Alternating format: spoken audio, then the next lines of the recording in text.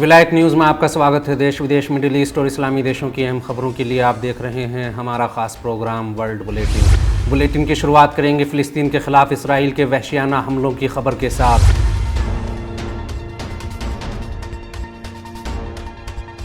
फ़िलिस्तीन और इसराइल के बीच जारी टकराव धीरे धीरे गंभीर रुख लेता जा रहा है।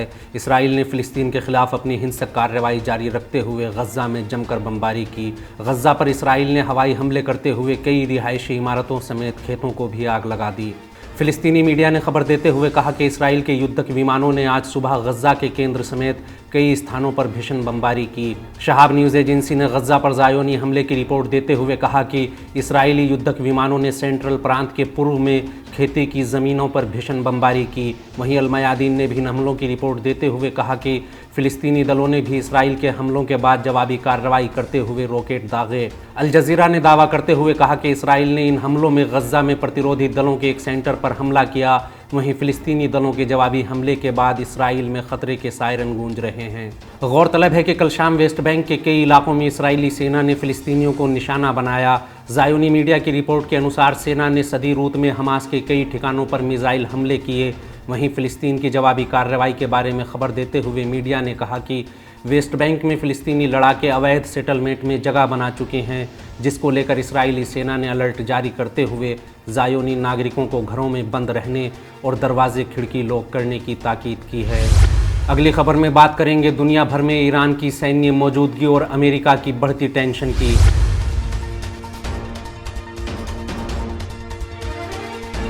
फारस की खाड़ी से आगे बढ़ते हुए ईरान ने अंतर्राष्ट्रीय जल क्षेत्रों में भी अमेरिका की दादागिरी को मजबूत चुनौती देते हुए इलाके से निकलकर पनामा स्ट्रेट में अपनी एक्टिविटी बढ़ाते हुए अमेरिका को चिंताओं में डाल दिया है। पनामा जलडमरू मध्य को लेकर तेहरान की योजनाओं का जिक्र करते हुए एक अमेरिकी अधिकारी ने कहा कि वाशिंगटन इन जहाज़ों की आवाजाही की कड़ी निगरानी कर रहा है। ईरान की पनामा जलडमरू मध्य में मौजूदगी की गंभीर योजना के बारे में बात करते हुए इस अमेरिकी अधिकारी ने दावा किया कि वाशिंगटन ईरानी जहाज़ों की निगरानी कर रहा है और उनकी सभी गतिविधियों पर सावधानीपूर्वक नज़र बनाए हुए है। फॉक्स न्यूज़ के मुताबिक अमेरिकी रिपब्लिकन सीनेटर मार्को रूबियो ने कहा कि पश्चिमी गोलार्ध में ईरान की बढ़ती मौजूदगी पर ताज्जुब नहीं करना चाहिए। जो बाइडन प्रशासन को निशाने पर लेते हुए अमेरिकी सीनेटर ने कहा कि बाइडन सरकार का ईरान की तरह ही कुछ दूसरी सरकारों के साथ भी तुष्टीकरण और बातचीत का इतिहास रहा है। रिपब्लिकन सीनेटर ने दावा किया कि हमारे इलाके में अपनी सैन्य मौजूदगी को बढ़ावा देने की तेहरान की सलाहियत हमारे लिए खतरे की घंटी है। ये एक वेकअप कॉल की तरह है, क्योंकि ये पूरे इलाके में शांति और स्थिरता को कमज़ोर कर देगी। गौरतलब है कि national conference on maritime civilisation के मौके पर बात करते हुए एडमिरल शहराम ईरानी ने कहा था कि आज हमारे पास देश के विकास के लिए समुद्री क्षेत्र में बहुत बड़ा अवसर है और हम इस सलाहियत का सही इस्तेमाल करते हुए इस नेमत को आर्थिक क्षमता से कल्चरल और सांस्कृतिक अवसर में भी बदल सकते हैं। उन्होंने दुनिया भर में ईरान की जलसेना की मौजूदगी की ओर इशारा करते हुए कहा था कि हम दुनिया भर के सभी रणनीतिक जलडमरू मध्य में मौजूद रहे हैं। दुनिया में सिर्फ 2 जलडमरू मध्य ऐसे हैं जहां हम मौजूद नहीं रहे, उनमें से भी एक में हम इस साल मौजूद रहेंगे। बात पनामा स्ट्रेट की करें तो इस साल हम इस महत्वपूर्ण इलाके में अपनी मौजूदगी दर्ज कराने की योजना बना रहे हैं। अगली खबर चीन की मदद से जारी सऊदी अरब के बैलिस्टिक मिसाइल कार्यक्रम को लेकर है।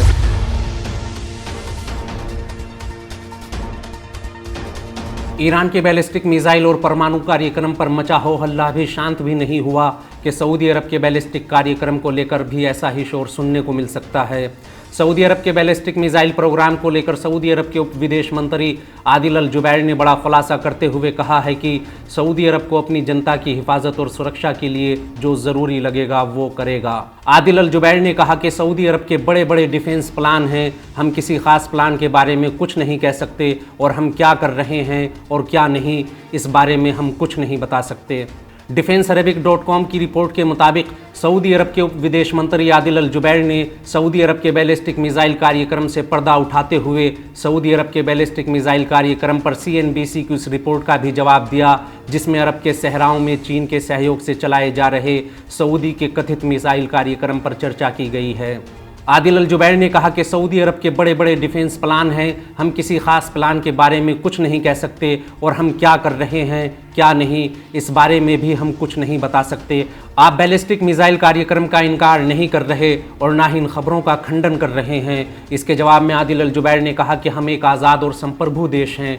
अपने लोगों और देश की हिफाजत के लिए जो ज़रूरी होगा हम करेंगे। हम उस खास प्रोग्राम और प्लान पर कोई कमेंट नहीं करेंगे जो हो भी सकता है और संभव है कि ऐसा कोई प्रोग्राम हो भी नहीं। गौरतलब है कि अभी कुछ वक्त पहले ही CNN ने अमेरिकी खुफिया एजेंसियों के हवाले से एक खास रिपोर्ट में खुलासा किया था कि सऊदी अरब चीन की मदद से बैलिस्टिक मिसाइलें बना रहा है।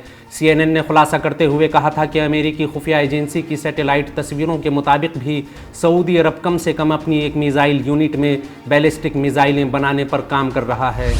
अगली खबर रूस यूक्रेन युद्ध को लेकर इसराइल के हालिया बयान पर मास्को की कड़ी प्रतिक्रिया को लेकर है।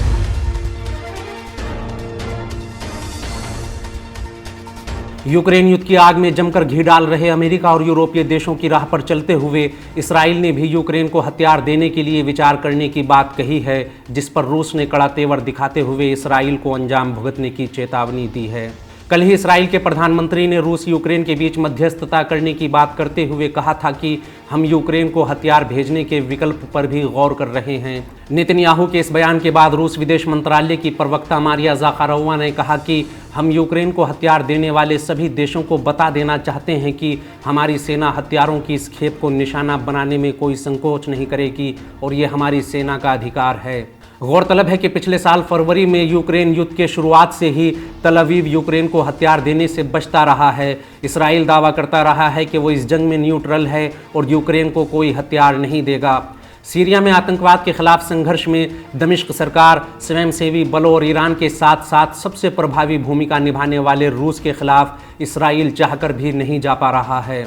जनवरी में रूस और इसराइल के विदेश मंत्रियों के बीच टेलीफोन पर हुई वार्ता के बाद यूक्रेन भड़क उठा था। इस वार्ता के बाद इसराइल के विदेश मंत्री ने कहा था कि हमारे कोई भी अधिकारी यूक्रेन रूस युद्ध पर सार्वजनिक बयान देते हुए नजर नहीं आएंगे। अमेरिकी विदेश मंत्री की हाल ही में हुई इसराइल यात्रा के बाद यूक्रेन को हथियार देने के लिए गौर करने वाले नेतन्याहू के बयान को लेकर कहा जा रहा है कि अमेरिकी विदेश मंत्री की इसराइल यात्रा ने यूक्रेन रूस युद्ध को लेकर तल अवीव को अपना रुख बदलने के लिए मजबूर कर दिया।